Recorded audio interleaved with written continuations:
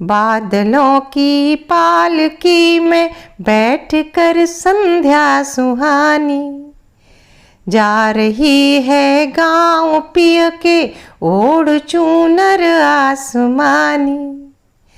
तनिक सा घूंघट उठाकर, तनिक सा घूंघट उठाकर ताकती है कनखियों से, लग रहा जैसे क्षितिज पर घुल गया हो आग पानी, लग रहा जैसे क्षितिज पर घुल गया हो आग पानी।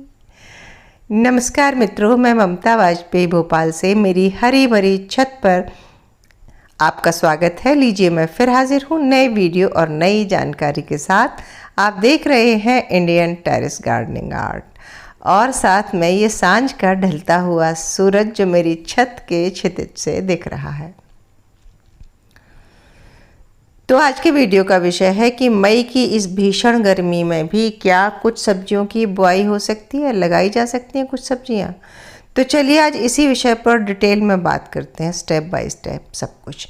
तो इस प्रश्न का उत्तर है कि हाँ, लगाई जा सकती हैं कुछ सब्जियां, लेकिन सिर्फ कुछ सब्जियां, सब कुछ नहीं। जैसे कि मैं YouTube पर वीडियो देखती हूँ कि मई में लगाई जाने वाली 15 सब्जियाँ 20 सब्जियाँ, तो मेरा जो अपना अनुभव है उसके हिसाब से मुझे लगता है कि ये सच नहीं है, लेकिन हाँ कुछ सब्जियाँ लगाई जा सकती हैं। चलिए मैं बताती हूँ। तो सबसे पहले तो हम हल्दी और अदरक और अरबी, ये 3 सब्जियाँ हैं जिनका सीजन मई ही है, ये गर्मी में ही लगाई जा सकती हैं। और इनके लिए बड़ी भुरभुरी सी सैंडी सॉइल बनाकर, खादयुक्त वो बनाकर, मिट्टी बनाकर आप लगा सकते हैं। और जिस दिन मैं लगाऊंगी उस दिन मैं अपना वीडियो भी शेयर करूंगी। इसके अलावा क्या क्या सब्जियां लगाई जा सकती हैं, तो सबसे पहले तो मैं आपको ये कहूँगी कि यदि आप नए गार्डनर हैं और आप अभी गार्डनिंग की, टेरेस पर गार्डनिंग की शुरुआत कर रहे हैं, तो मई से न करें, वो फिर आप जुलाई अगस्त से करें, क्योंकि जुलाई अगस्त में उगाना आसान रहता है। मई में छत पर सब्जियां उगाना कठिन होता है। अब जब बात आती है कि लौकी, तोरई, करेला, गिलकी, जो बेल वर्गीय सब्जियां हैं, हाँ ये मई में उगाई जा सकती हैं। लेकिन परेशानी क्या है कि जैसे ही बीज अंकुरित होता है और अंकुरित होते ही उसे इतनी तेज़ धूप, जो कि अभी 9 तपा लगने वाले हैं, 40 डिग्री क्रॉस टेम्परेचर मिलता है, तो बीज अंकुर अगर मरता नहीं है तो उसकी ग्रोथ ज़रूर स्लो हो जाती है। लेकिन हम इसे मई में लगा क्यों रहे हैं? क्योंकि हमें अगेती फसल चाहिए। अगर हम मई में लगाते हैं तो वह हमें बरसात में, जुलाई में या अगस्त में फसल मिल जाती है, और जो हम जुलाई में सीड सोइंग करेंगे तो वो जाके हमें सर्दियों में मिलेगी।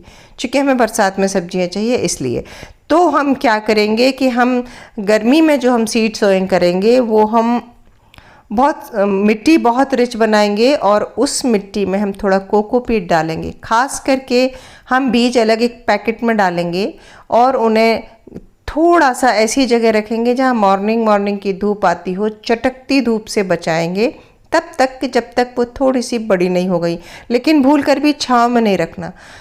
छाँव में सब्जियां होती नहीं हैं, उसको रखना धूप में ही है। लेकिन सुबह की धूप आए, कई पेड़ों के पीछे, जैसे कि यहाँ ये गमले रखे हैं, इनके बीच में थोड़ा सा आप एक पैकेट रख देंगे तो उस जो भी सीड के पैकेट हैं वो आप जमा देंगे तो उसमें प्रॉपर अंकुरण हो जाएगा। और आप लौकी, तोरई, करेला और भिंडी भी लगा सकते हैं। आप ये सब्जियां लगा सकते हैं। इसके अलावा आपको मई में क्या करना है? बैगन, मिर्च, टमाटर की भी हम पौध डाल सकते हैं। तो चाहे मई की भीषण गर्मी हो या जनवरी की भीषण ठंड हो, ये दोनों ही, जब टेम्परेचर का बहुत ज़्यादा होना और टेम्परेचर का बहुत कम होना सीड के उगने में दिक्कत करता है।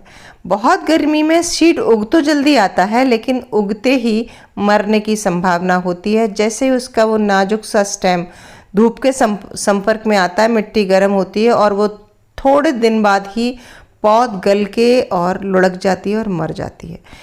बहुत बार आप लोगों का ये प्रश्न आया कि सीडलिंग आप उगाते हैं और वो फिर थोड़े दिन ग्रो करके और गल के ख़त्म हो जाती है। तो हाँ, एक इसके लिए बढ़ता हुआ तापमान ज़िम्मेदार होता है। और भी चीज़ें होती हैं कि फंगस अटैक भी होता है, और भी चीज़ें होती हैं, लेकिन गर्मियों में अगर आप पौध उगा रहे हैं तो आप उस मिट्टी में कोकोपीट ज़रूर मिलाएं। और सीडलिंग ट्रे को मैंने जैसे बताया सेमी शेडेड एरिया में रखें और पानी का विशेष ध्यान रखें। न केवल पूरी ट्रे और आसपास नहला के रखें, बस कि जितने भी पौधे लगे हैं वहाँ अच्छी आप तराई कर दें और एक ह्यूमिड वातावरण बनाएं। रात में पूरी छत गीली कर दें ताकि एक कुल मिलाकर छत का टेम्परेचर कम हो। और यदि आप नए गार्डनर हैं तो मैं फिर से आपको कहती हूँ, क्योंकि मेरा अपना अनुभव ये है कि इस छत पर लगी सब्जियाँ आपको दिख रही हैं, लेकिन इनको मैं कैसे सरवाइव कर पा रही हूँ ये मैं ही जानती हूँ।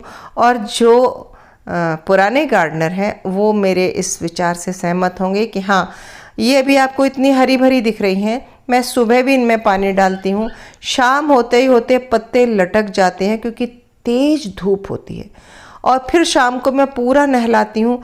तो क्या कहना चाहिए, एक तरह से एक शॉक लग जाता है प्लांट को, और फिर नेक्स्ट डे फिर उसको वही सब फेस करना है। मैं सुबह फिर डालूंगी, फिर दिन भर की धूप। तो कुल मिलाकर जो ग्रोथ का तरीका है, जो ग्रोथ की क्वालिटी है, वो प्रभावित होती है। भिंडी को एक बार चल जाएगा, पर बेल वर्गीय जितनी भी सब्जियां हैं और बैगन की भी ग्रोथ, वैसे तो सभी की ग्रोथ प्रभावित होती है, पर बेल वर्गीय सब्जियों की ग्रोथ कम होती है। वो मैं इसलिए बता रही हूँ कि जब कई सालों से मैं उगा रही हूँ, कुछ बीज मैंने अभी मई में डाले और वो उग भी आए और बड़ी स्लो गति से वो बढ़े। फिर मैंने कुछ जून में बरसात के हो गई, जून के आखिरी सप्ताह जुलाई फर्स्ट वीक में डाले, तो उनकी ग्रोथ इतनी फास्ट हुई कि वो जो मैंने मई में बीज लगाए थे उससे ज़्यादा जल्दी बढ़कर और ग्रोथ ऊपर तक पहुंच गई और बेल ने अच्छा आकार ले लिया।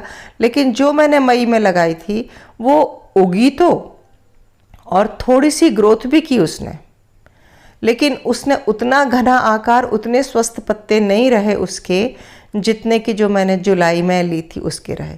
अब आ जाती है बात मई में लगाए फलवार की। चूँकि उसकी ग्रोथ उतनी अच्छी नहीं हुई तो इसमें एक दो फ्रूटिंग होकर और फिर बेल लगभग ख़त्म हो जाती है या कि रोगग्रस्त हो जाती है।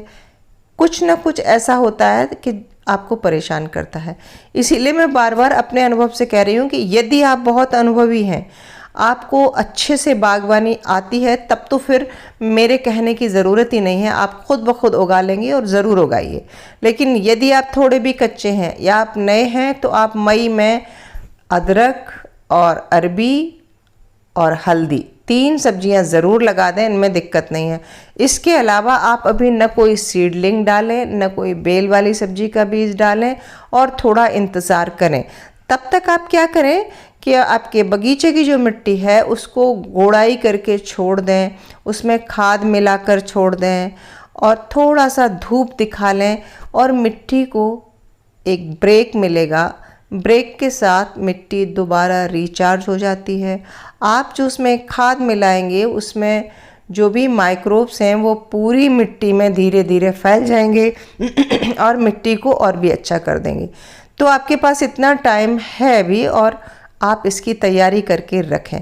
जैसे ही जून में पहला छींटा पड़ता है तब आप सीड सोइंग कर देना, और वो जो बीज आप लगाएंगे वो बीज इतने फास्ट बढ़ेंगे कि आपकी जो मई की लगाई बेलें हैं उनके लगभग समकक्षी आ जाएंगे। तो उम्मीद है कि आपको समझ में आ गया होगा कि मई के महीने में सब्जियां लगाएं या नहीं लगाएं, क्योंकि आपको YouTube पर ऐसे बहुत वीडियो मिलेंगे जिसमें एक लंबी चौड़ी लिस्ट दी होगी सब्जियों की कि ये भी लगाएं, ये भी लगाएं। और मैं ये भी कहती हूँ कि आप मेरी बात न मानें, आप एक्चुअली खुद प्रयोग करें। हर व्यक्ति को एक्चुअली दूसरे की बात पर भरोसा न करके खुद प्रयोग करना चाहिए। आप जब खुद प्रयोग करेंगे तो आपके पास अपना अनुभव होगा और फिर वो अनुभव आप मुझसे भी साझा करेंगे, औरों से भी साझा करेंगे, और हमेशा के लिए आपको इस समझ में आ जाएगा कि किस महीने में कौन सी सब्जी उगाना है कि नहीं, और मई में सब्जियां उगाते समय क्या क्या चैलेंजेस आते हैं। तो यदि आपका मन है तो आप ज़रूर सीड सोइंग कर सकते हैं, लेकिन मैंने अपना अनुभव आपसे साझा किया, हो सकता है आपका अनुभव मुझसे अलग हो। तो उम्मीद है कि ये वीडियो अच्छा लगा होगा, और अगर अच्छा लगा हो तो फिर लाइक भी करें, शेयर भी करें, और सब्सक्राइब तो प्लीज़ मुझे कर ही लें। मिलते हैं अगले किसी वीडियो में नई जानकारी के साथ। तब तक के लिए नमस्कार।